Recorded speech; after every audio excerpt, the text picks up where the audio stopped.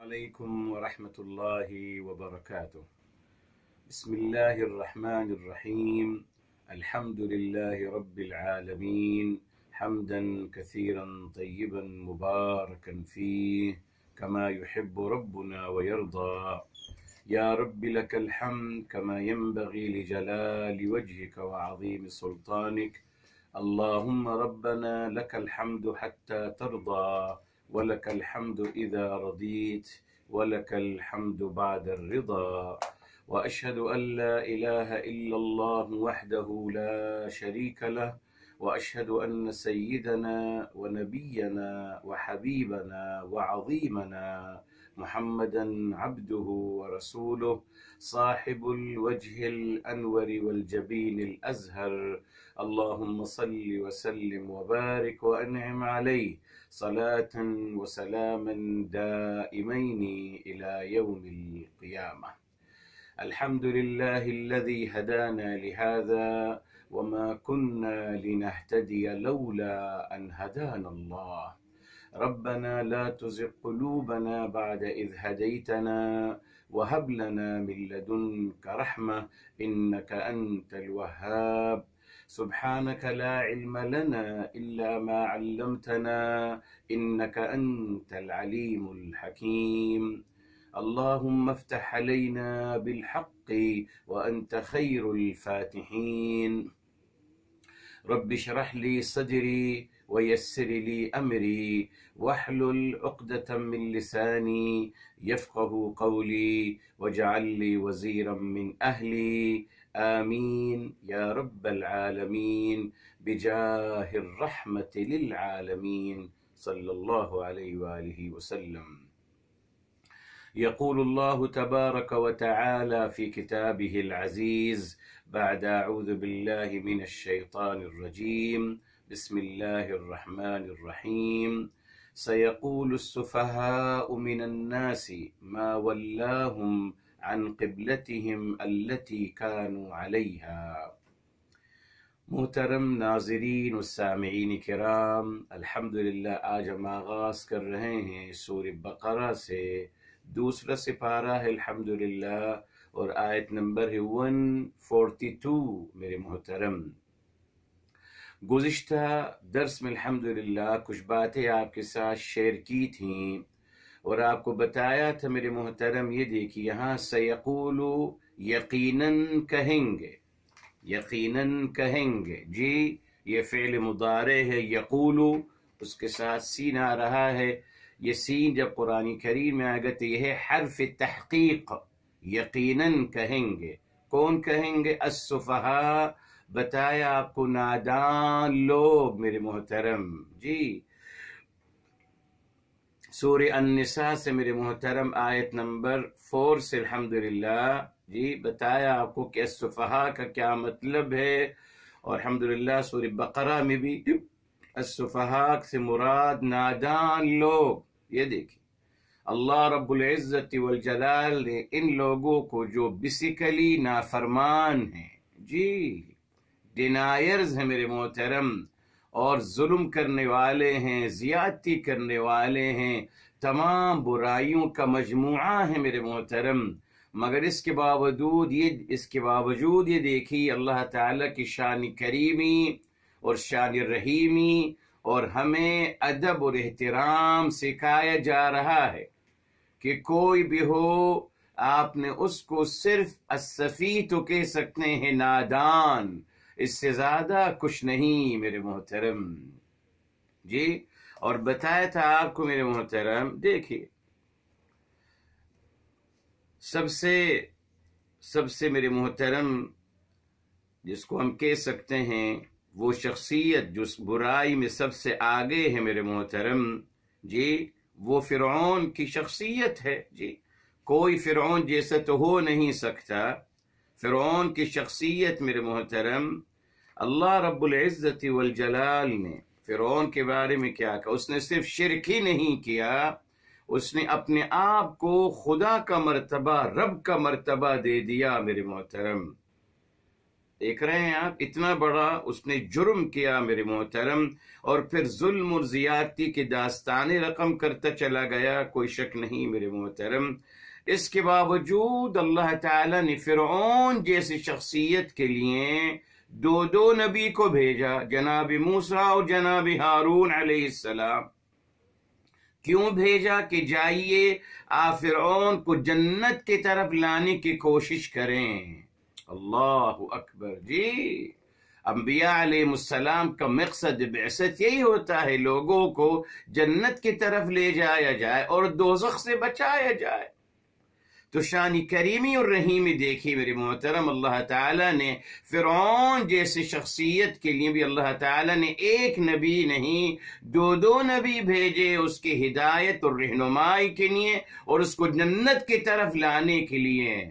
کیا ثابت ہو رہا ہے میرے محترم؟ اللہ تعالیٰ ہر ایک کو جنت پہنچانا چاہتے ہیں، فرعون جیسی شخصیت کو بھی۔ اور ہمیں کیا سکھایا گیا روایات سے؟ کہ ہمارا مقصد لوگوں کو جہنم رسید کرنا ہے۔ جی، فنڈ اسی پہ ملتا ہے، فنڈ اسی ملتا ہے۔ برملا لکھتے ہیں کہ اپنے جو سالانہ رپورٹ اپنی بناتے ہیں اس میں لکھتے ہیں کہ ہم نے اس سال اتنے لوگوں کو جہنم رسید کیا۔ جتنے زیادہ جہنم رسید کریں گے اتنے زیادہ فنڈنگ ملے گی ان کو۔ یہ دیکھیے کس طریقے سے ہمارے ذہنوں سے کھیلا جا رہا ہے میرے محترم۔ کاش کبھی کسی نے لکھا اپنی سالانہ رپورٹ میں کہ ہم نے ایک انسان کو جنت تو خیر رسید، دوزخ تو رسید ہی کر دیتے ہیں، پہنچا ہی دیتے ہیں معاذ اللہ، مگر کسی نے کوئی کہا کہ میں نے ایک انسان کو جنت کا راستہ دکھایا ہے، ایک انسان کو میں نے جنت کے راستے پہ، جنت کے ٹریک پہ لے آیا ہوں اس کو۔ ہے میرے محترم، کوئی سالانہ رپورٹ میں جو ماشاءاللہ سالانہ رپورٹیں فنڈ جمع کرنے کے لیے بنائی جاتی ہیں، کبھی کسی نے کہا میرے محترم اس پہ فنڈ نہیں ملے گا، اس کو ریلی اگر ہم اور آپ کہیں گے کہ صاحب ہم نے لوگوں کو ایک قرآن کی آیت بتا دی، ہم نے لوگوں کی رہنمائی کے لیے ایک ان کو کوئی ان کی بات ان کی بتا دیا، ان کو رائے حق کی طرف ان کو ہم نے مائل کر دیا، کوئی فنڈ نہیں ملے گا۔ معاشرہ یہ بن گیا، فنڈ کس پہ ملے گا؟ آپ کتنے لوگوں کو جہنم پہنچاتے ہو، کتنے لوگوں کو جہنم رسید کرتے ہو، اس پہ جتنا زیادہ کریں گے اتنا زیادہ فنڈنگ ملے گی۔ اسی لیے محنت کس پہ ہو رہی ہے؟ کتنے لوگوں کو جہنم رسید کیا جا رہا ہے۔ یہ سب کچھ کیوں ہوا؟ قرآن نہیں پڑھتے میرے محترم۔ اگر قرآن پڑھتے تو ان کو پتہ چلتا کہ اللہ رب العزت والجلال نے فرعون کو بھی جہنم رسید نہیں کیا، بلکہ اس کو جنت میں پہنچانے کے لیے ایک نبی نہیں دو نبی بھیجے میرے محترم۔ زیادہ محنت کی جا رہی ہے، جی میرے محترم، جو زیادہ نافرمان اس پہ زیادہ محنت کرنی ہے، زیادہ محنت کرنی ہے میرے محترم۔ اور اس کے دلیل دیکھیں قرآن کریم کی آیات کو کیسے بدلتے ہیں میرے محترم۔ یہاں دیکھیے میرے محترم، سورہ التوبہ کی طرف آتے ہیں، سورہ التوبہ کی طرف جی، اور یہ آیت ہے میرے محترم، یہاں فرمایا گیا، یہ دیکھیں الحمدللہ، یا ایہا النبی، اے نبی علیہ الصلاۃ والسلام، یہ آیت نمبر 73 میرے محترم، التوبہ 9 کی 73، دیکھ لیجئے، کھول لیجئے قرآن۔ فرمایا یا ایہا النبی، اے نبی علیہ الصلاۃ والسلام، جاہد الکفار، یہ دیکھیں اب یہاں جاہد کا مطلب اٹھا دیا کہ قتل کریں، قتال کریں، لا الہ الا اللہ، کوئی حرج نہیں۔ دیکھیں فرمایا جاہد کا محنت کیجئے مزید، جاہدہ کا مطلب ہے ایکسٹرا ایفٹ کرنا، خوب اسٹرگل کرنا، خوب محنت کرنا۔ تبھی دیکھ فرمایا جاہد الکفار والمنافقین، خوب اسٹرگل کیجئے، خوب جد و جہد کیجئے نافرمان اور منافقین کے ساتھ۔ یہ دیکھ اب ہم ان سے پوچھتے ہیں اگر یہ آیت کا مطلب قتال کریے تو کیا منافقین کو بھی قتل کر دینا چاہیے؟ ان کے نزدیک ہے بالکل، جی جی۔ اس لیے وہ کہتے ہیں میرے محترم قرآن کریم میں جو بھی صفت رحیمی اور کریمی کا تذکرہ ہے، جتنے بھی یہ سب باتیں ہوئی، یہ سب منسوخ ہو گئیں، جی جی۔ تمام مکی آیتیں منسوخ ہو گئی ہیں، 200 سے زیادہ سے آیات میرے محترم سب منسوخ ہو گئیں۔ کس آیت سے؟ آیت القتال سے۔ جب قتال کی آیت نازل ہو گئی تو اس نے وہ جو درگزر کرنا ہے اور معاف کرنا ہے اور پیار کرنا ہے اور خیال کرنا ہے اور فرعون کو محبت اور پیار، یہ سب باتیں سب منسوخ ہو گئیں، اب صرف تلوار ہی چلے گی، منسوخ قرار دے دیے۔ جس سے چاہے پوچھ لیں میرے محترم، جی جی۔ جب ان سے آپ کہتے ہیں کہ صاحب قرآن میں محبت اور پیار اور درگزر و معاف کرنے اور صبر کی تعلیم دی گئی، کہتے ہیں صاحب کہاں ہیں آپ؟ یہ سب آیتیں منسوخ ہو گئی ہیں، ختم۔ تو پھر کیوں پڑھی جا رہی ہیں؟ تبرک کے لیے، بس تبرک کے لیے پڑھ لیجئے، شفا کے لیے پڑھ لیجئے، وظیفے کے لیے پڑھ لیجئے، مگر عمل کے نہیں، ختم ہو گئے اس کا عمل۔ تمام مکی آیتیں ختم ہو گئی ہیں، قابل عمل نہیں ہیں۔ اب صرف ایک آیت رہے گی، ایک آیت ہے پورے قرآن میں، قتال کی آیت، بس۔ یہ کہا ہے مسلمان، آج بھی کہتے ہیں، آپ جس سے چاہیں پوچھ لیں، یہ کوئی ایسی بات نہیں ہے، جی۔ بہت دل الحمدللہ بہت اپنا سینہ تان کر کہتے ہیں، ان کو کوئی فکر نہیں، ان کو پتا ہے کہ سبھی ایکسپٹ کر لیں گے الحمدللہ، جی۔ جہنم رسید کرنے پہ فنڈ ملتا ہے، جنت کی طرف بلانے پہ کوئی فنڈ نہیں ملتا میرے محترم۔ کہتے ہیں بزدلی کا کام ہے، کیا یہ ہٹاؤ، ہم فنڈ ہی دیں گے آپ کو۔ تو میرے محترم یہاں دیکھ لیجیے، اگر منافقین کو بھی قتل کرنا اسی سے ثابت کرتے ہیں نا، اسی سے، حالانکہ قرآن میں جاہد میرے محترم بتایا آپ کو، سب سے بڑا دھوکہ جو دیا گیا وہ یہ کہ صاحب 2 مختلف الفاظ، ان کو کہا یہ الفاظ مترادفہ ہیں، 2 مختلف الفاظ مگر میننگ ایک ہے، نہیں میرے محترم، یہ سب سے بڑا دھوکہ اور سب سے بڑا جھوٹ بولا گیا۔ ہرگز نہیں میرے محترم، ہر لفظ کا اپنا مراد ہے، اپنا مفہوم ہے، کبھی نہیں ہو سکتا 2 مختلف الفاظ کا ایک میننگ ہو، ناممکن۔ اللہ تعالیٰ یوں نہیں کرتے میرے محترم، معاذ اللہ، نہ۔ مگر یہ ضرور ہے کہ ایک لفظ کے ایک سے زیادہ میننگ ہو سکتے ہیں، ایک ہی لفظ کے ایک سے زیادہ میننگ، یہ تو ہے قرآن میں بتایا آپ کو بار بار، مگر 2 مختلف الفاظ۔ اب قتال الگ ہے، جہاد الگ ہے، یقیناً۔ یہ کس نے کہہ دیا کہ جہاد کا مطلب بھی قتال ہے؟ تو اللہ تعالیٰ نے قتال کیوں نہیں استعمال کیا میرے محترم؟ اب آپ اللہ تعالیٰ کو سمجھاؤ گے، اب اللہ تعالیٰ کو آپ بتاؤ گے کہ اللہ تعالیٰ نے الفاظ کا چناؤ کیسے کر دیا، غلط چناؤ ہو گیا اللہ تعالیٰ سے، معاذ اللہ۔ اللہ تعالیٰ نے یہاں قتال لکھنا چاہتے تھے، قتال لکھنا چاہیے تھا، جہاد لکھ دیا، غلطی ہو گئی معاذ اللہ اللہ تعالیٰ سے۔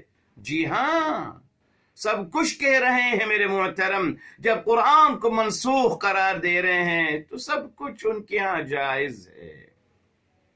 بہرحال میرے محترم، جاہد کا مطلب جد و جہد کرنا، اسٹرگل کرنا، وہی بات ابھی چل رہی ہے۔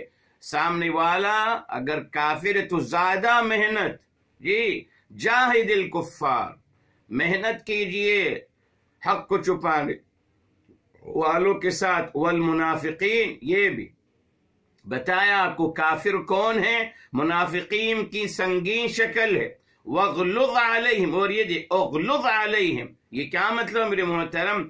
اور مزید شدت اختیار کیجیے ان کے ساتھ۔ کس میں شدت؟ اس عمل میں شدت میرے محترم، دعوتی عمل میں، اور آپ محنت ایکسٹرا کیجیے ان کے ساتھ، جی۔ اسی لیے میرے محترم جو سورہ فتح کی آیت ہے، معاذ اللہ، سورہ فتح کی جو آیت ہے، اس کو غلط طریقے سے بھی اس کی انٹرپریٹیشن کی جاتی ہے۔ سورہ فتح میرے محترم سورہ نمبر ہے 48 جی، اور میرے محترم یہاں ہے آخری آیت ہے، آیت نمبر ہے 39 جی،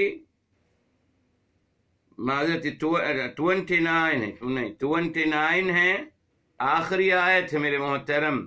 یہاں دیکھیے 48 سورہ فتح اور آیت نمبر 29 لاسٹ آیا، فرمایا محمد الرسول اللہ، محمد اللہ تعالی کے رسول ہیں صلی اللہ علیہ وآلہ وسلم، والذین معہ اور جو ان کے ساتھ ہیں، اشداء علی الکفار۔ کیا مطلب اشداء؟ جی شدید کا مطلب میرے محترم شدید کی جمع ہے اشداء، بالکل۔ تو میرے محترم کہاں لکھا ہے کہ شدید کا مطلب اشداء کا مطلب ان پہ سختی کرنا؟ کہاں میرے محترم؟ عربی زبان اٹھا کے دیکھ لیجئے میرے محترم، اشداء شدید کی جمع اشداء یعنی بہت زیادہ شدت اختیار کرنے والے۔ کس چیز میں نہیں بتایا؟ جی جی۔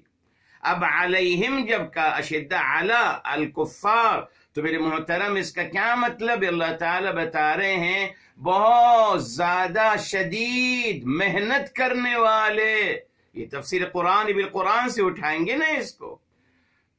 جی سورہ توبہ کی آیت میرے محترم، اس کو اس کے ساتھ جوڑیں گے تفسیر قرآن بالقرآن، تو اشداء علی الکفار یعنی ان پہ شدید محنت کرنے والے، ان کو دعوت دینے میں، جی ان کی خیرخواہی کرنے میں میرے محترم۔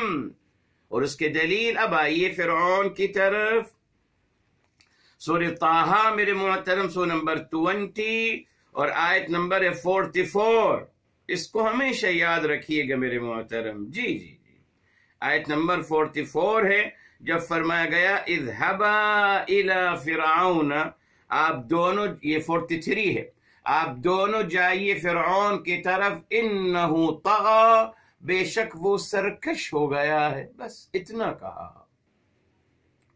نہ وہ کہا کہ وہ جاہل ہے، بے عقل ہے، جی فلاں ہے، ظالم ہے، تمام غلط باتیں جو الحمدللہ آج ہماری زبان کی نوک پر ہیں، اپنے بھائیوں کے لیے، غیروں کے نہیں۔ میں نے بتا دیا آپ کو، نا جو لوگ باہر رہتے ہیں وہ تو بہت با ادب رہتے ہیں کافروں کے ساتھ، یہودیوں کے ساتھ، ہندوؤں کے ساتھ، ہاں بہت با ادب رہتے ہیں۔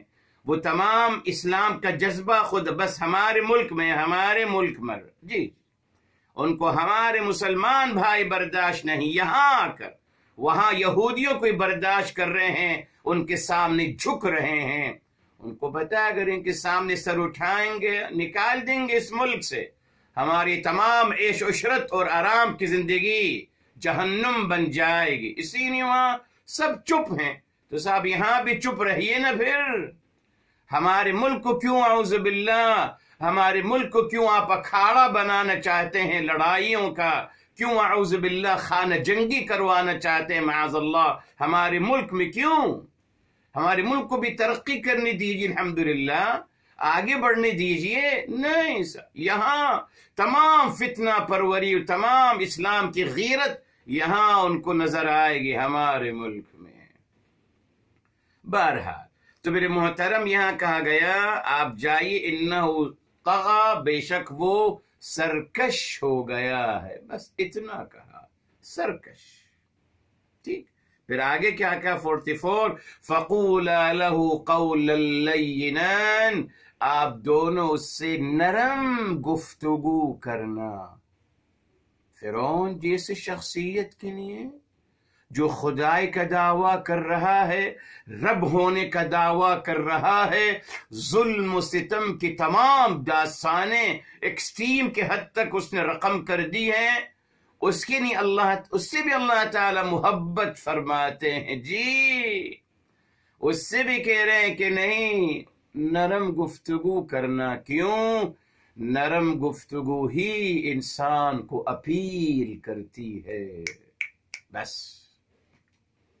سافٹ اسپوکن دل میرے محترم ایک ہی زبان سمجھتا ہے، وہ ہے محبت کی زبان، پیار کی زبان. بس اللہ نے یوں بنایا ہے دل کو میرے محترم، وہ صرف ایک زبان سمجھتا ہے، محبت کی زبان، پیار کی زبان، نرم گفتگو. بس وہی کہا جا رہا ہے نرم گفتگو کرنا فرعون سے. کیوں؟ لعلہ یتذکر، شاید وہ نصیحت حاصل کر لے، شاید اسے یاد دہانی اس کو ہو جائے ان باتوں کی جو اس کے اندر ودیت کر دی گئی ہیں. جی او یخشا، یا شاید اس کو ہمارا خدشہ ہو جائے. اس آیت کو یاد رکھیے گا میرے محترم، 22 کی 44 ڈبل ہے، یاد رکھیے ہمیشہ. 22 کی 44. فرعون جس شخصیت کی نرم گفتگو کی تعلیم دی گئی، اور آج میں اپنے سگے بھائی سے نرم گفتگو نہیں کرتا، اپنے بہن بھائیوں سے نرم گفتگو نہیں کرتا، اور تو چھوڑیے اپنے اولاد سے نرم گفتگو نہیں کرتا، اور جواب میں اولاد اپنے ماں باپ سے نرم گفتگو نہیں کرتے. اوروں کو تو چھوڑیے میرے محترم، اپنے ہی گھر میں سارا مسئلہ ہے. دیکھ لیجیے آپ اپنے ہم ماتحت لوگوں سے نرم گفتگو نہیں کرتے. آپ محاسبہ کرتے چلے جائیے میرے محترم، چیک کرتے چلے جائیے، آپ کو پتہ چلے گا کہ ہم کہاں کھڑے ہیں. تو نتیجہ کیا بتانا تھا آپ کو؟ اللہ تعالیٰ نے ان کو نادان کہا، نادان. بس انتہائی محبت بھرا، پیار بھرا لفظ میرے محترم. بتا آپ کو کہ ما ولاہم عن قبلتہم، کس چیز نے ان کو پھیر دیا ہے. ما ولاہم، ما کیا، ولاہم کس چیز ان کو پھیر دیا، عن قبلتہم ان کے قبلے سے، التی جو کانو علیہا جس پر وہ تھے میرے محترم. جی بتایا آپ کو میرے محترم، قبلے کے حوالے سے بتایا آپ کو. ریپیٹ کر دیتا ہوں 5 باتیں جلدی تاکہ آپ کا ذہن بنے، پھر آئیں گے اس کے ہم آئیں گے روٹ ورڈ کی طرف. ٹھیک ہے، ابھی ہم اس کی طرف نہیں آ رہے، رک جائیے. پہلی بات ہمیشہ یاد رکھیں میرے محترم، اللہ تعالیٰ نے جو دین میں ہمیں تعلیم دی اجتماعیت اور اتحاد کی ہے نا، فرقہ واریت کی نفی کی گئی، اور جھگڑوں کو ختم کرنے کے لیے اللہ تعالیٰ نے دین الہی عطا کیا. تو کیسے ممکن ہے کہ اللہ تعالیٰ ایک قبلہ ابراہیم علیہ السلام سے یہاں مکہ مکرمہ میں بنوائیں، اور پھر 40 سال کے بعد ان سے کہیں کہ جائیے ابراہیم آپ ذرا وہاں بیت المقدس میں ایک اور قبلہ بنا دیجئے صرف یہودیوں کے لیے خیر کے ساتھ. کیوں صاحب؟ مطلب یہودی کیا انسانوں میں شمار نہیں ہوتے ہیں؟ وہ الگ سی مخلوق ہے، وہ سپیریئر مخلوق ہے، ان کے لیے الگ قبلہ ہوگا. تمام انسانیت کے لیے ایک قبلہ اور یہودیوں کے لیے الگ قبلہ. اللہ تعالیٰ خود 2 قبلے بنائیں گے ہمیں لڑوانے کے لیے. سوچئے، تھوڑا سا سوچئے میرے محترم، ایسا نہیں ہو سکتا. ٹھیک ہے صاحب، رائٹ. دوسری بات یہ میرے محترم، اللہ تعالیٰ نے قرآن کریم میں بتایا تھا آپ کو سورہ آل عمران میں. جی قبلہ اول ہمارے مسلمان آج تک گنگناتے ہیں کہ بیت المقدس قبلہ اول ہے. قرآن جو نہیں پڑھتے میرے محترم، اعوذ باللہ. بس اصل یہی، تبھی تو قرآن سے دور کیا گیا، عربی زبان سے دور کیا گیا. اگر عربی پڑھتے، قرآن پڑھتے تو آپ ان کو آیت بتا دیجئے میرے محترم. آیت نمبر ہے 96 میرے محترم، آل عمران کی 96. فرمایا ان اول بیت وضع للناس للذی ببکہ، ان بے شک اول بیت پہلا گھر، قیامت پہلے گھر عبادت کے لیے ہیں. جی قبلہ، ابھی تو اس کو قبلے کہہ رہے ہیں، رک جائیے بتائیں گے بھی آپ کو. جی ان اول بیت، بے شک پہلا گھر، جو وضع للناس جو لوگوں کے لیے مقرر کیا گیا وہ کون سا ہے؟ للذی ببکہ جو مکے میں ہے، مبارکن وہدی للعالمین۔ قرآن نے کلیئر بتا دیا میرے محترم کہ قبلہ اول خانہ کعبہ ہے، اس کے باوجود یہودی روایات پہ اصرار کرنا مسلمانوں کا، یہودیوں کو تو چھوڑیے، یہی تو نہیں کیا نا، اپنی روایتیں ہمارے منہ میں ڈال دیں میرے۔ آج مسلمان گنگنا رہے ہیں، تمام یہودی روایات کو پرموٹ کون کر رہا ہے؟ مسلمان، یہودی نہیں کر رہے، وہ تو چپ بیٹھے ہیں، یہی تو کرتے ہیں میرے محترم، لڑواتے ہیں اور بیٹھ کر تماشائی بنتے ہیں میرے محترم۔ جی تاریخ ان کی یہی، آپس میں خانہ جنگی لڑواؤ، مسلمانوں کو اسلحہ دو، اس کو بھی اسلحہ دو، اس کو بھی اسلحہ دو، دونوں کو اسلحہ، دونوں کو لڑواؤ، ایک دوسرے کے ہاتھ سے ایک دوسرے کو ختم کراؤ، ایک دوسرے کا قطع قمع کراؤ۔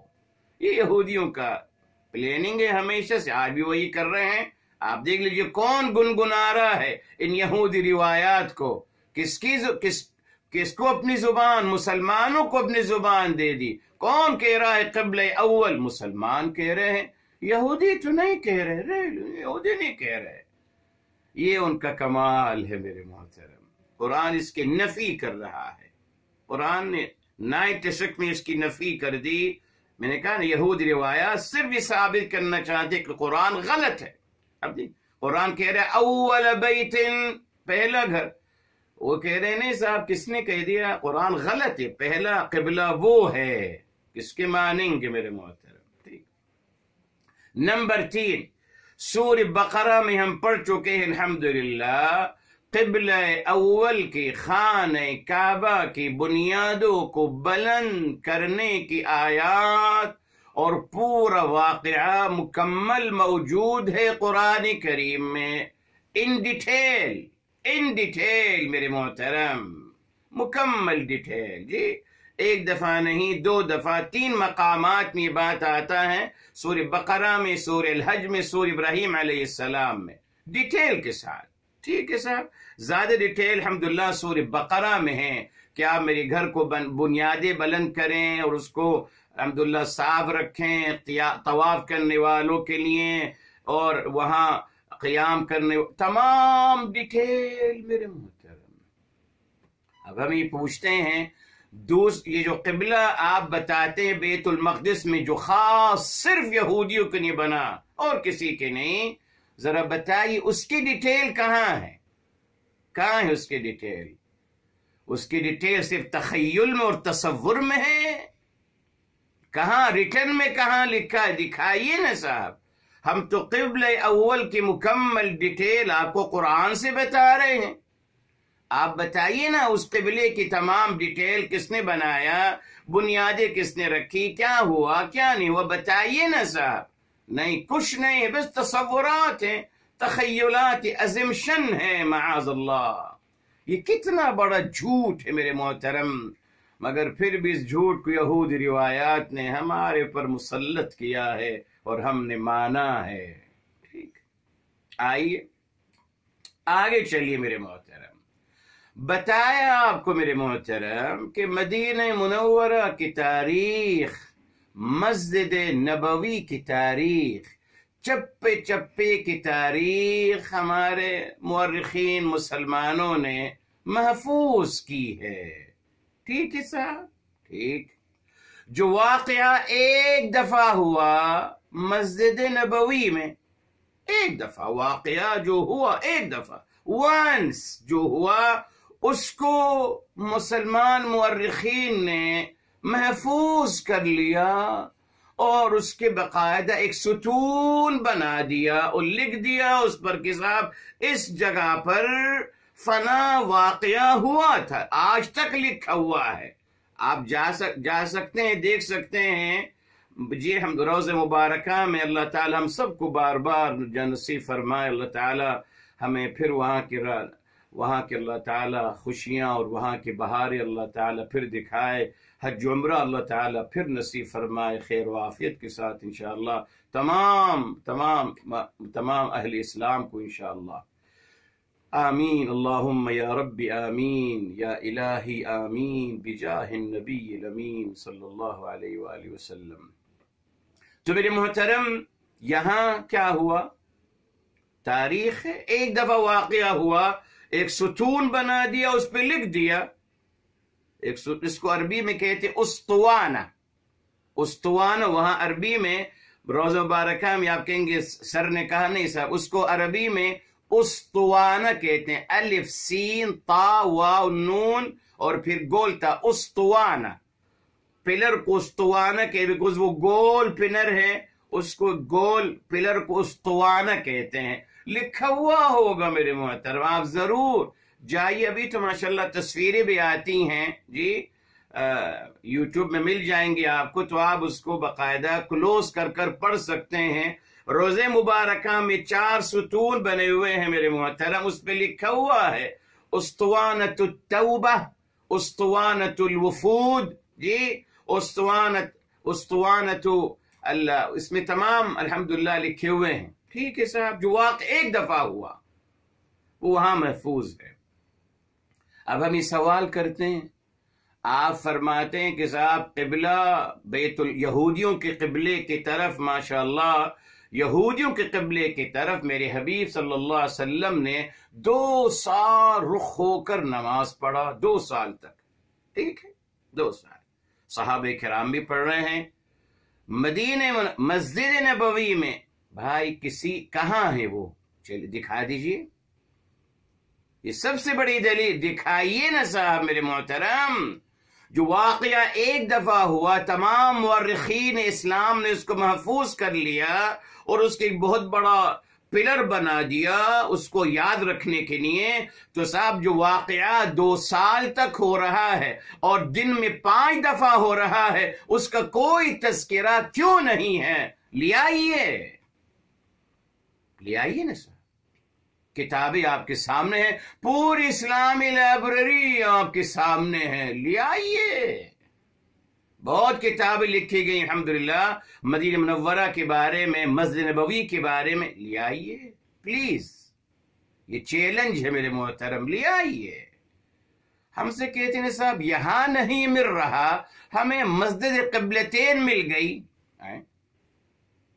وہ کہاں سے؟ مسجد قبلتین کی طرف کیوں لے کے جا رہے ہو مجھے میرے صاحب؟ ابھی تو خیر یہ ثابت، ابھی بھی انشاءاللہ خیر کے ساتھ ابھی اگر آپ جائیں گے تو وہاں بھی انہوں نے ریسرچ کر لی ہے، اور وہاں کے علماء نے بھی مسجد قبلتین کو کالعدم قرار دے دیا۔ جی وہاں کوئی نہیں بیٹھتا، نہ کوئی گائیڈ کرتا ہے، ختم، سب کچھ ختم کر دیا گیا۔ جی جا کے دیکھ لیجئے اور ان سے پوچھ بھی لیجئے، الحمدللہ وہ آپ کو بتا دیں گے کہ نہیں صاحب یہ سب غلط روایات تھیں، اس کی کوئی حقیقت نہیں ہے۔ اب آپ کہیں گے تو صاحب کیوں ہو رہا ہے؟ صاحب وہ ایک ذریعہ مل گیا، ذریعہ معاش، زیارات کے نام پہ ماشاءاللہ بس والوں کو کاروبار ملا ہوا ہے، وہاں کے ٹیکسی ڈرائیوروں کو کاروبار ملا ہوا ہے، وہاں آپ جائیں گے تسبیحاں، رومال، عطر، پتہ نہیں کیا کیا، بس ایک بزنس کا ذریعہ ہے میرے محترم۔ میں نے بتایا تھا آپ کو، شیطان انسانوں کی کامیابی کہاں ہوتی ہے میرے محترم؟ جب آپ کسی دینی تہوار کو، کسی دینی عمل کو تہوار کی شکل بنا دو، میلے کی شکل بنا دو، تو پھر اس میں بہت لوگ انوالو ہو جاتے ہیں، بہت لوگوں کا روزگار انوالو ہو جاتا ہے۔ بس آپ دیکھ لیجئے ہندوازم میں جی خدا اپنے ہاتھ سے بنا رہے ہیں، اپنے لکڑی جمع کرتے ہیں، اپنے ہاتھ سے بنا رہے ہیں خدا، اور اس کی کلر بھی اس کا کر رہے ہیں، اور ایک میلہ لگا ہوا ہے صاحب، خدا بن رہا ہے۔ ہاں خدا بن رہا ہے، خدا بنے گا، میلہ لگا ہوا ہے، کھانے پینے کی چیزیں خوب چل رہی ہیں، خوب روزگار، پھر وہ خدا بنے گا، اس کو کلرنگ کریں گے، اس کو پھر اس کی نہیں جھکیں گے میرے محترم۔ میلہ جب بھی عبادت کو میرے محترم میلے کی شکل میں کنورٹ کیا گیا تو اس کو پروان چڑھایا گیا، اس لیے کہ انسان کو اچھا لگتا ہے میلہ، اور انجوائے کرتا ہے صاحب۔ بہرحال میرے محترم جی یہ ہمیں کوئی ثابت کر دے، ہم کہتے ہیں مسجد قبلتین کیوں لے کے جاتے ہو میرے صاحب؟ یہاں آئیے نا جہاں میرے حبیب، میرے آقا، امام الانبیاء، سید الرسل، جہاں وحی نازل ہو رہی ہے، جہاں میرے حبیب، میرے آقا صلی اللہ علیہ وسلم کھڑے ہوتے ہیں، 2 سال جہاں کھڑے ہوئے اور جی نماز پڑھتے رہے، بتا دیجئے نا کہاں کھڑے ہوئے تھے؟ اور ان کا کہنا ہے کہ صاحب وہ یوں تھے، الٹا، جیسے آج ہم کھڑے ہوتے ہیں نا یوں، تو کہتے تھے بیت المقدس الٹا ہے، اس طرف کو ہے۔ تو صاحب یہ تو بہت بڑی بات ہوگی نا کہ آپ صلی اللہ علیہ وسلم الٹا ہو کے نماز پڑھتے رہے 2 سال، کہاں ہے وہ جگہ؟ کوئی بتا دے ہمیں۔ آپ کی نہیں بچھے، جس سے چاہے پوچھ لیجیے میرے محترم، جائیے کتابیں کھنگالیے اور دیکھیے میرے محترم، مسجد نبوی میں وہ نشان دکھائیے مجھے، مسجد نبوی میں مسجد قبلتین کو چھوڑ، اس کی کوئی حقیقت نہیں ہے، وہ بھی ختم ہو گئی۔ بہرحال یہاں لائیے نا، جب ماشاءاللہ مسلمان مورخین نے ایک دفعہ جو واقعہ ہوا، ایک دفعہ اس کو محفوظ کر لیا، ستون بنا دیا، تو صاحب 2 سال تک یہ واقعہ عمل جاری رہا، اور دن میں 5 دفعہ کسی ایک نے نہیں محفوظ کیا، ہاں کسی ایک نے اس کی روایت نہیں کری، کسی ایک نے نہیں بتایا، دکھائیے نا صاحب، نہیں ہے، ٹھیک۔ اچھا اب ایک اور بات میرے محترم بھی بتائیے، قبلہ یہودیوں کے، یعنی آپ صلی اللہ علیہ وآلہ وسلم خانہ کعبہ کو چھوڑ کر یہودیوں کے قبلے کی طرف مڑ جائیں گے؟ کہاں ہے یہ حکم؟ یہ حکم کہاں ہے؟ ہمیں 3 احکامات چاہیے نا، جی جی ہمارے پاس تو میرے محترم یا بس یہ ایک حکم ہے ان کے کہنے کے مطابق کہ اپنا رخ کر لیجئے اس طرح، ٹھیک۔ تو وہ حکم کہاں ہے جب اللہ تعالی نے ہمارے حبیب قرآن میں کہا ہے کہ آپ اپنا رخ بدل دیجئے خانہ کعبہ سے؟ یہ رخ یہ کہاں ہے؟ بدل دیجئے خانہ کعبہ سے اور کر لیجئے اپنا رخ یہودیوں کے قبلے کی طرف، یہ حکم کہاں ہے میرے محترم؟ وہ بھی تو لائیے نا صاحب، وہ بھی صرف تخیل میں ہے، ان ریٹن ہے، کہیں نہیں لکھا، منسوخ ہو گیا۔ اچھا اچھا اچھا منسوخ ہو گیا، تو وہ کیوں منسوخ، یہ کیوں منسوخ نہیں ہوا؟ پھر صرف میرے محترم اس میں یہودیوں کی عظمت کو بیان کیا جاتا ہے اور کچھ نہیں۔ جی بتایا تھا آپ کو، یعنی اللہ تعالیٰ نے فرمایا کہ موسیٰ علیہ السلام تمام انبیاءوں سے میثاق، پختہ عہد لیا گیا، سورہ آل عمران آیت نمبر 81، ہمیشہ یاد رکھیے گا، انبیاء علیہ السلام سے پختہ عہد لیا گیا کہ آپ اگر میرے حبیب صلی اللہ علیہ وسلم تشریف لے آئیں، آپ کے اپنی نبوت کو چھوڑنا ہے، اپنی تمام مشن کو روک دینا ہے، اور میرے حبیب صلی اللہ علیہ وسلم کی پیروی کرنی ہے اور ان کی نصرت کرنی ہے۔ اور یہودی کہتے ہیں نہیں صاحب، امام الانبیاء ہمارے قبلے کی پیروی کریں گے، اور کی۔ اچھا اچھا اچھا کیوں میرے محترم؟ تب یہودیوں میں ایسی کون سی اللہ تعالیٰ کو چیز مطلوب ہے؟ میں نے بتایا تھا آپ کو، اللہ تعالیٰ یہودیوں کی اتنی فکر کیوں کریں گے؟ مطلب کون ہے خیر کے ساتھ یہودی؟ ہاں کون ہے یہ لوگ؟ اللہ تعالیٰ اتنا ان کی فکر مند ہیں، پورا قرآن اہل کتاب بھی یہودی مراد ہے، سارا قرآن یہودیوں کے فیور میں اترا۔ یہودی لڑکیوں سے شادی بھی کی جا سکتی ہے، یہودی لوگوں کا کھانا بھی کھایا جا سکتا ہے، مگر بریلوی کا کھانا نہیں کھا سکتے نا۔ یہ دیکھیے شیعہ جو فقہ جعفریہ کے لوگ ہیں، اپنے مسلمان بھائی ہیں، نہیں نہیں ان کا کھانا نہیں کھا سکتے، نہ بریلوی کا کھانا کھا سکتے ہیں بیچارے کا، نہ ان کی بیٹیوں سے شادی کر سکتے ہیں، مگر یہودیوں کی بیٹیوں سے شادی بھی کر سکتے ہیں۔ کیا کہہ رہے ہیں؟ جی جی قرآن سے ثابت کرتے ہیں، وہ یہودیوں کے بیٹے سے شادی بھی کر سکتے ہیں اور یہودیوں کا کھانا بھی کھا سکتے ہیں، مگر اپنے مسلمان بھائیوں کا کھانا نہیں کھا سکتے۔ یہ تعلیم دی گئی میرے محترم. ان کو یہودیوں کو اپنا سسرال بنا سکتے ہو، مگر اپنے فقہ جعفریہ اور اپنے بریلوی بھائیوں کے نا نا نا، یہ تو کافر مشرک ہیں، واجب القتل ہیں. وہ واجب القتل نہیں. وہی گیم دیکھا کیوں کہتے ہیں اہل کتاب کا مطلب بھی یہودی ہیں. غلط. جب بتا دیا آپ کو میرے محترم ہر لفظ کا الگ مطلب ہے، مگر کیوں یہ گیم کھیلا؟ بیکوز بتایا آپ کو اللہ تعالیٰ نے کیا فرمایا یہودیوں کے بارے میں. سن لیجئے کیا فرمایا. لَتَجِدَنَّ أَشَدَّ النَّاسِ عَدَاوَةً لِلَّذِينَ آمَنُوا الْيَهُودِ. یہ دیکھیں، یہ میرے محترم آیت نمبر 82 ہے، لاسٹ آیا ہے 6 سپارے کی، المائدہ 5 کی 82 پڑھ لیجئے. لَتَجِدَنَّ أَشَدَّ النَّاسِ، البتہ آپ یقیناً پائیں گے سب سے زیادہ شدید عداوت رکھنے والے اہل ایمان کے کون ہیں؟ یہودی. قرآن بتا رہا ہے. مگر ہم نے کہا نہیں صاحب، جن کو اللہ تعالیٰ سب سے شدید سخت دشمن قرار دے رہے ہیں، ان کی بیٹیوں ان کو سسرال بنانا جائز، ان کے بیٹیوں سے شادی کرنا جائز ہے، اور ان کا کھانا بھی جائز ہے. ایسا ہو سکتا ہے میرے محترم؟ سوچئے گا. ٹھیک ہے. اچھا، اب میرے محترم ہم دیکھتے ہیں، آئیے یہاں ما ولاہم عن قبلتہم، قبلہ.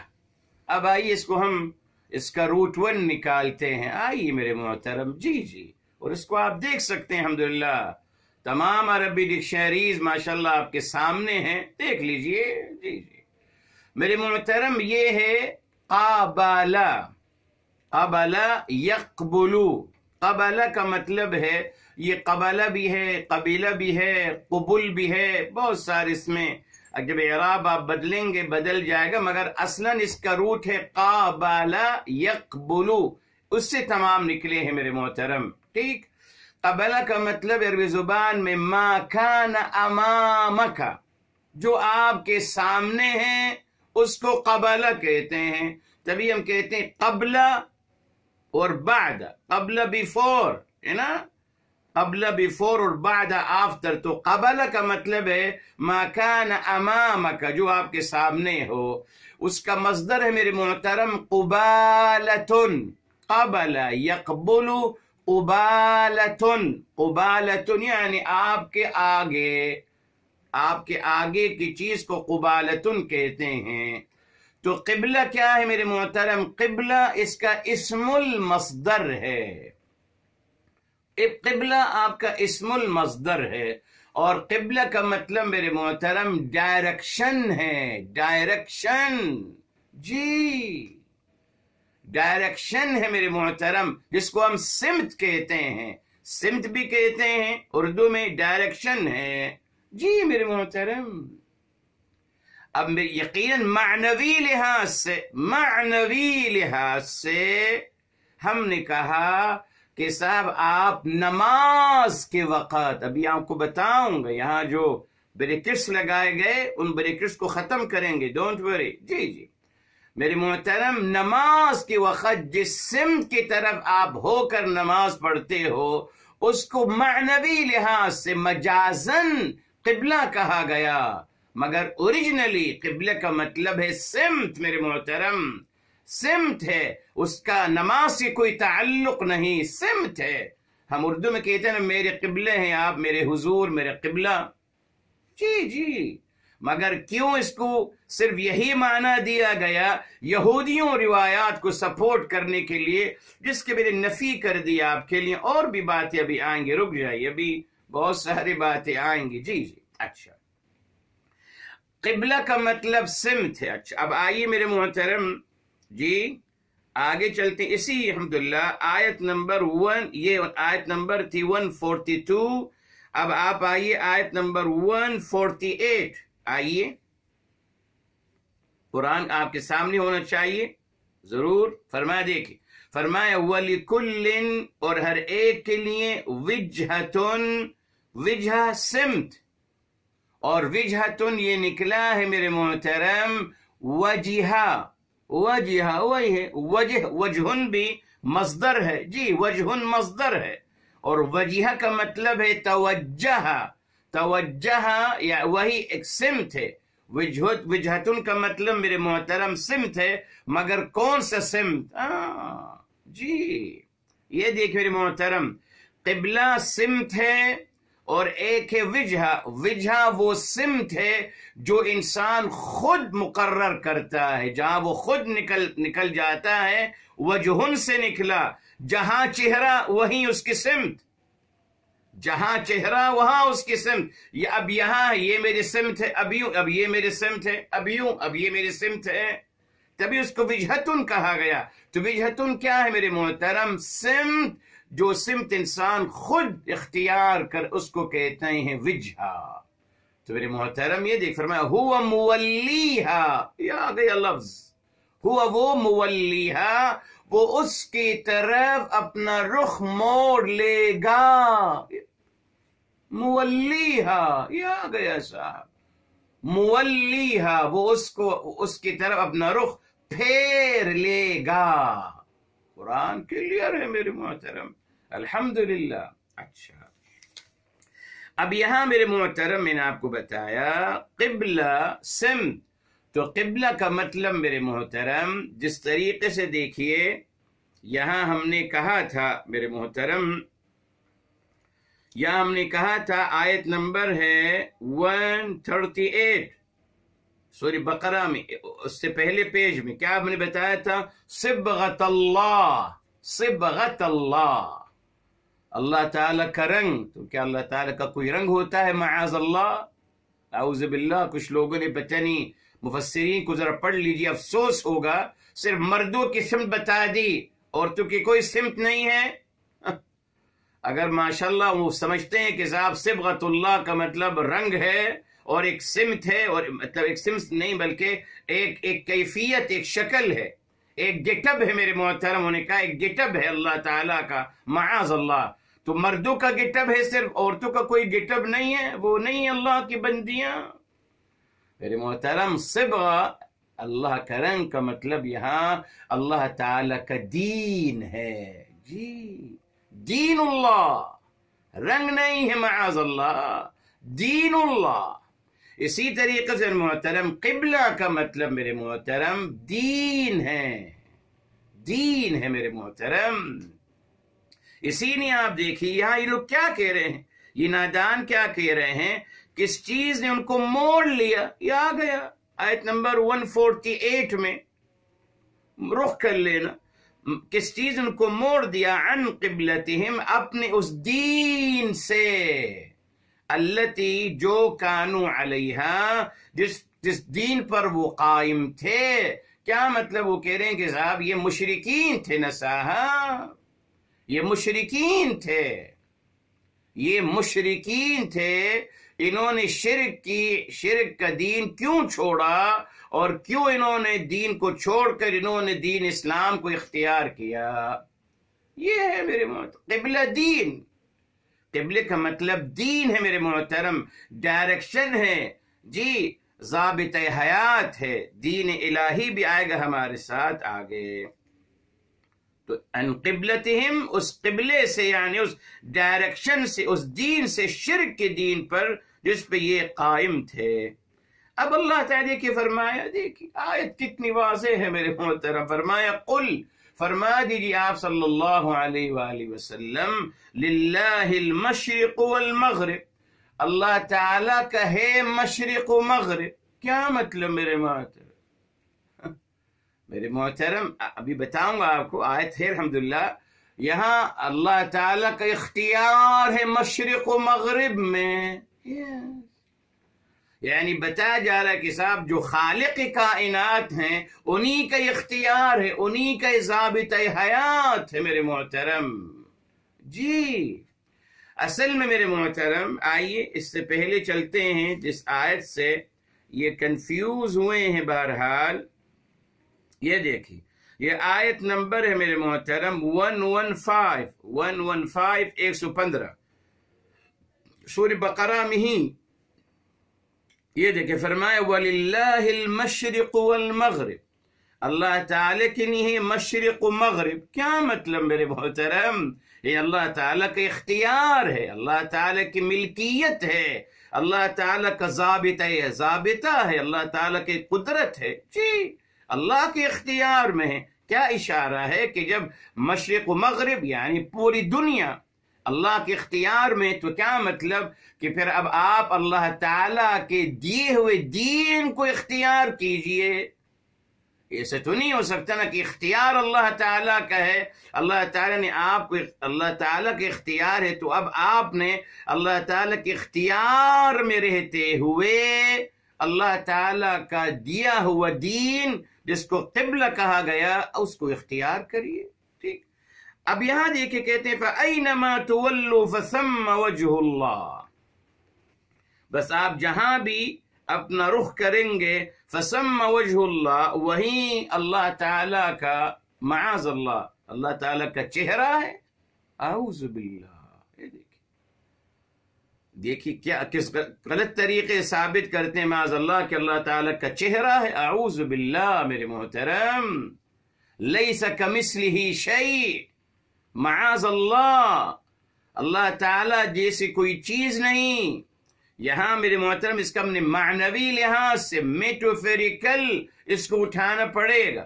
تو فرمایا فَأَيْنَمَا تُوَلُّوا، جہاں بھی اپنا منہ پھیریں گے آپ، فَثَمَّ وَجْهُ اللَّهِ، تو وہاں آپ کو اللہ تعالیٰ کی عظمت نظر آئے گی. جی وجہ اللہ یعنی عظمت اللہ و قدرت اللہ. یہ جہاں اپنا رخ آپ کریں گے تو وہیں آپ کو اللہ تعالیٰ کی عظمت اور قدرت لامتناہیہ نظر آئے گی. یہ ہے میرے محترم. مگر چہرہ کہنا معاذ اللہ کوئی حرج نہیں.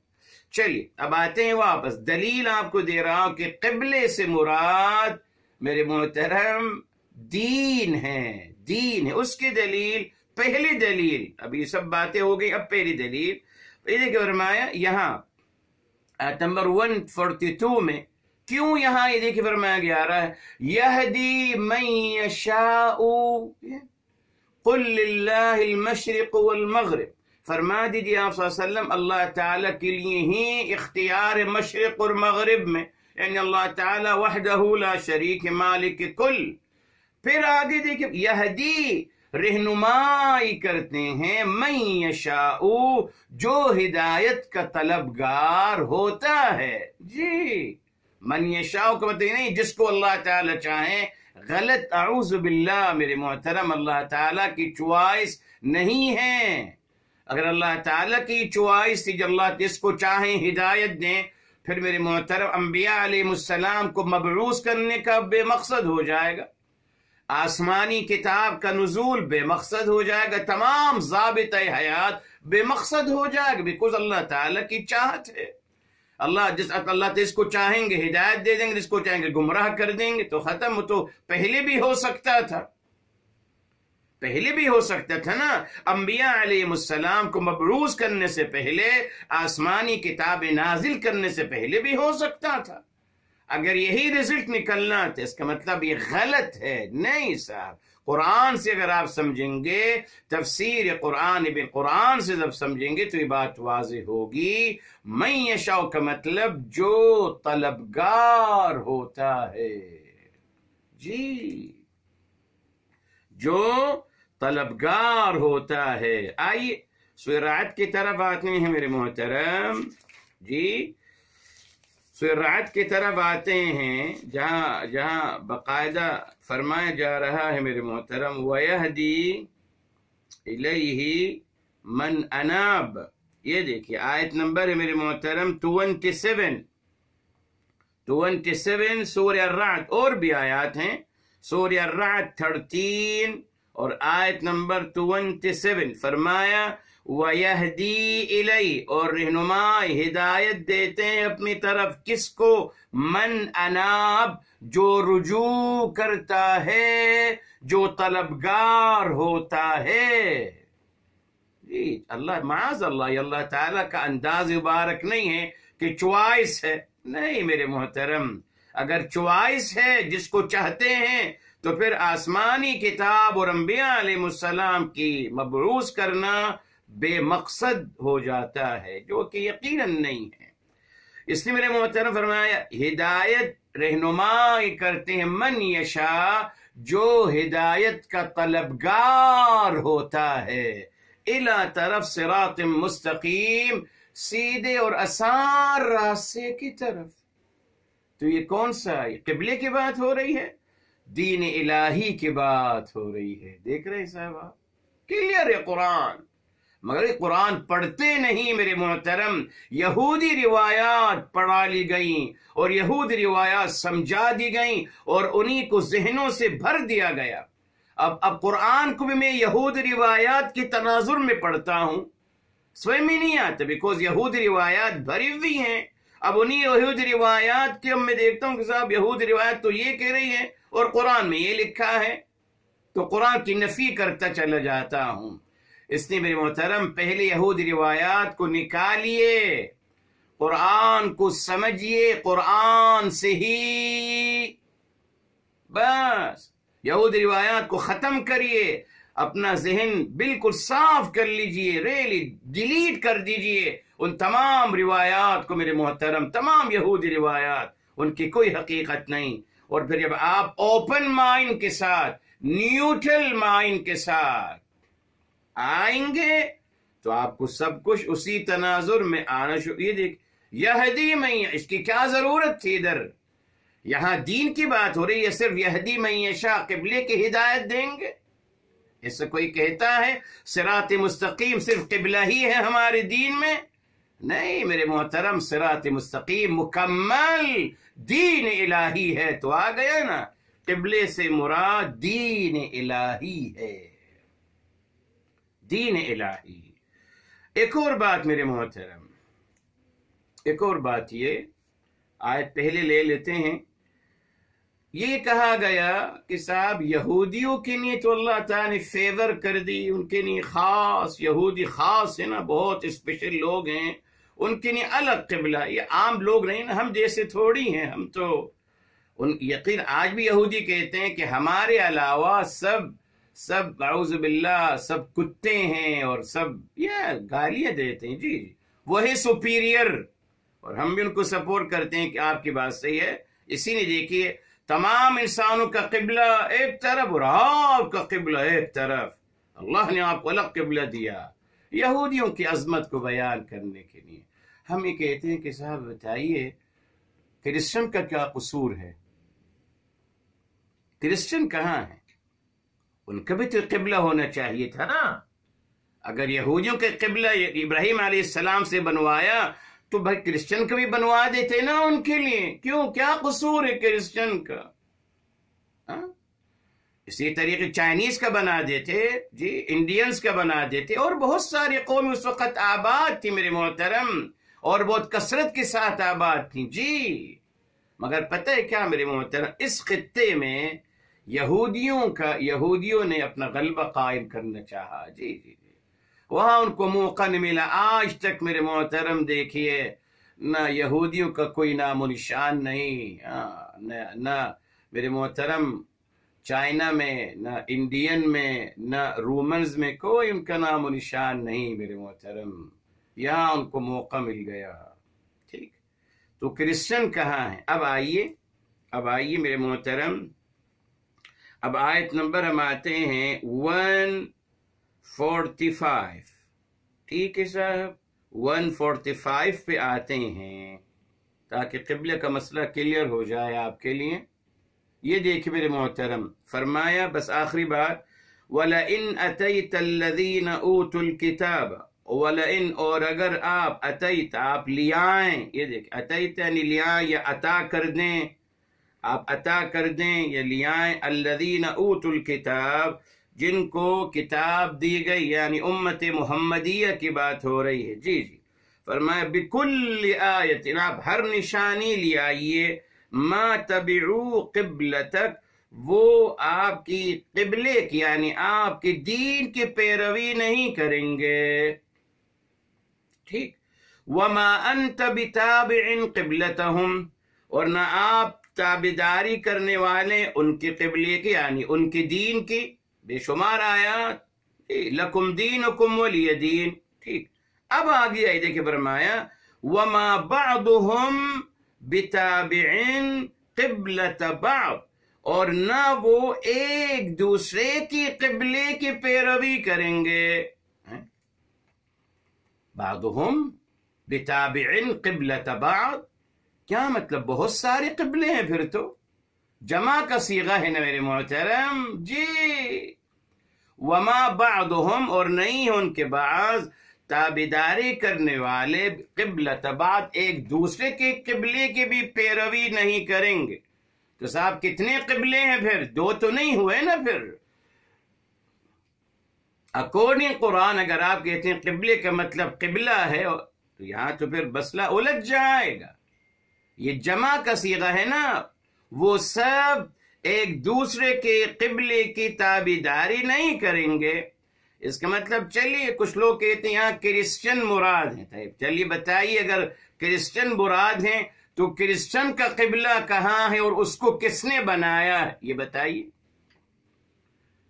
یہ تو آپ کامیاب ہو گئے جھوٹی بات بتانے میں. یہ یہودیوں کا قبلہ بن گیا اسپیشل، تو کرسچن کا قبلہ کہاں ہے اور اس کو کس نے بنایا ہے وہ بتائیے. بتائیے نا میرے محترم. نہیں بتا سکتے. یہاں قرآن نے بتا دیا وما بعضهم بتابع قبلۃ بعض، وہ ایک دوسرے کے قبلے کی پیروی نہیں کریں گے، جس کا مطلب یہ ہوا کہ وہ ایک دوسرے کی دین کو اور ایک دوسرے کے کنسپٹ کو نہیں فالو کریں گے. وہی بات جو آپ کو بتائی آیت 148 میں اس کے بعد جو آتی ہے وَلِكُلٍّ وِجْهَةٌ هُوَ مُوَلِّيهَا، ہر ایک کا ایک سمت ہے وہ اس پہ چل نکلے گا. میں آپ کو بتاتا رہا ہمیشہ کہ فرقے میرے محترم نہ 73 ہیں نہ 72 ہیں. جی خیر کے ساتھ جتنے انسان اتنے فرقے ہیں اکارڈنگ قرآن. ہر انسان اپنی جگہ ایک فرقہ ہے میرے محترم. جی قرآن نے بتا دیا ہر انسان اپنی جگہ ایک قبلہ ہے، ایک فرقہ ہے، ایک عقیدہ ہے، ایک دین، ایک ضابطہ ہے. ہر کسی کے اپنے کنسپٹ ہیں نا میرے محترم. جی ہر کسی کے اپنے کنسپٹ ہیں. آپ پوچھ لیجئے، مثال کے طور پر آپ پوچھ لیجئے کسی سے کہ صاحب یہ مال پیسہ جو ہے اس کے بارے میں آپ کا کیا خیال ہے. آپ دیکھیں ہر کسی کا اپنا کنسپٹ ہوگا. گھر کے بارے میں ہر کسی کا اپنا کنسپٹ، سچ بولنے کے حوالے سے اپنا کنسپٹ، غیبت کرنے کے حوالے سے اپنا کنسپٹ، شادی کے بارے میں، اولاد کے بارے میں ہر کسی کا اپنا اپنا کنسپٹ ہے میرے محترم. جی آپ تجربہ کر لیجئے. تو اس آیت سے ثابت 145 سے ثابت ہو گیا کہ قبلے کا مطلب میرے محترم ڈائریکشن ہے. وہ نماز کا قبلہ نہیں ہے، وہ ہے معنوی لحاظ سے. صرف بتاؤں گا بھی آپ کو کہ کہاں میرے محترم بریکٹ لگایا گیا ہے، کہاں غلط طریقے سے جی اس کو بیان کیا گیا. بتاؤں گا انشاءاللہ تعالی آپ کو. مگر یہ ثابت ہو وما بعضهم بتابع قبلۃ بعض، اس کا مطلب ہوا کہ بہت سارے قبلے ہیں جو کہ نہیں ہو سکتا. تو قبلے سے مراد یہاں بہت سارے دین ہیں، بہت سارے کنسپٹ ہیں، بہت سارے فرقے ہیں. ہر کوئی اپنا فرقہ، اپنا دین، اپنا ضابطہ حیات لے کے چل رہا ہے. جب قرآن نے بتا دیا 148 کو یاد رکھیے گا میرے محترم ہمیشہ. 148 کو آپ ہمیشہ یاد رکھیے گا میرے محترم. جب فرمایا وَلِكُلٍّ وِجْهَةٌ، ہر ایک کی ایک سمت ہے، ایک ڈائریکشن ہے. هُوَ مُوَلِّيهَا، وہ اس پہ چل نکلے گا، وہ اس پہ چل نکلے گا. جی اب اچھی بات انشاءاللہ آئے گی ہمارے ساتھ انشاءاللہ. اس سے بچنے کا طریقہ کیا ہے انشاءاللہ آئندہ خیر کے ساتھ اس کو انشاءاللہ تعالی مکمل کریں گے. یہاں رکتے ہیں. پھر انشاءاللہ ہم آئندہ 143 سے انشاءاللہ پھر آغاز کریں گے، بیکوز وہاں اور اچھی باتیں ہیں، بہت پیاری باتیں اس صفحے میں میرے محترم، بہت الحمدللہ لاجواب اللہ تعالیٰ کی طرف سے ہمارے لیے بہت سارے میسیجز ہیں، پوزیٹیو میسیجز، ان سب سے لا تعلق ہو دیا جاتا ہے، اور صرف یہودی روایات کو میرے محترم صرف فوکس کرنے کی کوشش کی جاتی۔ بہرحال اللہ تعالیٰ سب کو ہدایت عطا فرمائے، اور ہم کو سب سے پہلے اللہ تعالیٰ ہمیں ہدایت عطا فرمائے، اور دین پہ ہمیں اللہ تعالیٰ استقامت نصیب فرمائے۔ وہ دعا جو ہمیشہ میں پڑھتا ہوں دل پہ، ربنا لا تزغ قلوبنا بعد اذ ہدیتنا، رب کریم ہمارے دل کو مائل مت کر دیجیے گا حق سے، یعنی ثابت قدمی کی دعا ہدایت کے بعد، یہ ثابت قدمی کی دعا ہے میرے محترم، ضروری ہے۔ اگر ثابت قدم رہے تو ٹھیک ہے، الحمدللہ۔ اسی آیت کو میرے حبیب، میرے آقا سرور کائنات فداہ ابی و امی صلی اللہ علیہ وسلم نے اپنے الفاظوں میں تشریح کی، جب فرمایا آپ یہ دعا مانگتے تھے، یا مقلب القلوب ثبت قلبی علی دینک، اے دلوں کو پلٹنے والے میرے دل کو دین پہ ثابت رکھیے، میرے دل کو دین پہ ثابت رکھیے۔ اور یہ دعا قرآن کی سورہ آل عمران کی آیت، ربنا لا تزغ قلوبنا بعد اذ ہدیتنا، اس کو ہر وقت مانگا کریں، سجدے میں ضرور۔ اللہ عمل کرنے کی توفیق عطا فرمائے۔ دعا کر لیتے ہیں، بسم اللہ الرحمن الرحیم، الحمد للہ رب العالمین، حمدا کثیرا طیبا مبارکا فیہ، سبحان ربی الاعلی العلی الوہاب، اللہم صل علی سیدنا محمد وعلی آلہ وسلم تسلیما کثیرا، یا حی یا قیوم برحمتک نستغیث، یا مقلب القلوب ثبت قلوبنا علی دینک، یا مصرف القلوب صرف قلوبنا علی طاعتک، یا رب العالمین، یا ارحم الراحمین، ہمارے اور تمام کے گناہوں کو معاف فرمائیں، تمام کی خطاؤں کو معاف فرمائیں، تمام کے لغزشوں کو معاف فرمائیں، یا رب العالمین، یا ارحم الراحمین، ہم تمام کے مشکلات کو آسان فرما دیجئے، مصیبتوں کو حل فرما دیجئے، تمام کے حاجتوں کو پورا فرما دیجئے۔ پروردگار عالم، اپنی سوا کسی کا محتاج نہ بنانا، یا اللہ تعالی محتاجی کی زندگی سے بچانا۔ رب ذوالجلال ہمیں اپنی سماعتوں سے، اپنی بصارتوں سے، دل و دماغ اور تمام قوتوں و صلاحیتوں سے یا اللہ تعالی حیات برتنا نصیب فرمانا۔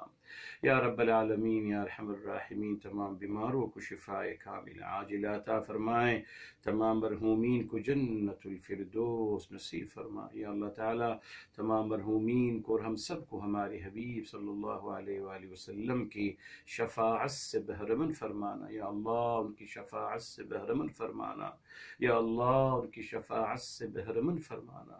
یا رب العالمین، یا ارحم الراحمین، ہمیں تمام ناگہانی آفتوں سے بچائیں، یا اللہ تمام بیماریوں سے محفوظ فرمائیں۔ فاللہ خیر حافظا وہو ارحم الراحمین، اللہ تعالی ہمیں و ہمارے تمام دوست احباب کو، تمام جملہ انسانوں کو یا اللہ ہر تکلیف، ہر بیماری سے محفوظ فرمائیں۔ یا رب العالمین، یا ارحم الراحمین، ہمارے ملک میں امن اور استحکام نصیب فرمائیں، خوشحالی عطا فرمائیں، یا اللہ روزگار کی بہترین مواقع عطا فرمائیں، رزق میں برکتیں عطا فرمائیں، یا اللہ تمام کے لیے آسانیاں فرمائیں۔ یا رب العالمین، یا ارحم الراحمین، ہمارے دعاؤں کو اپنی بارگاہ عالی میں ہمارے حبیب صلی اللہ علیہ وسلم کے صدقے قبول مقبول فرمائیں۔ وآخر دعوانا الحمدللہ رب العالمین، وصلی اللہ علیہ سیدنا محمد وعلی آلہ وسلم تسلیما کثیرا۔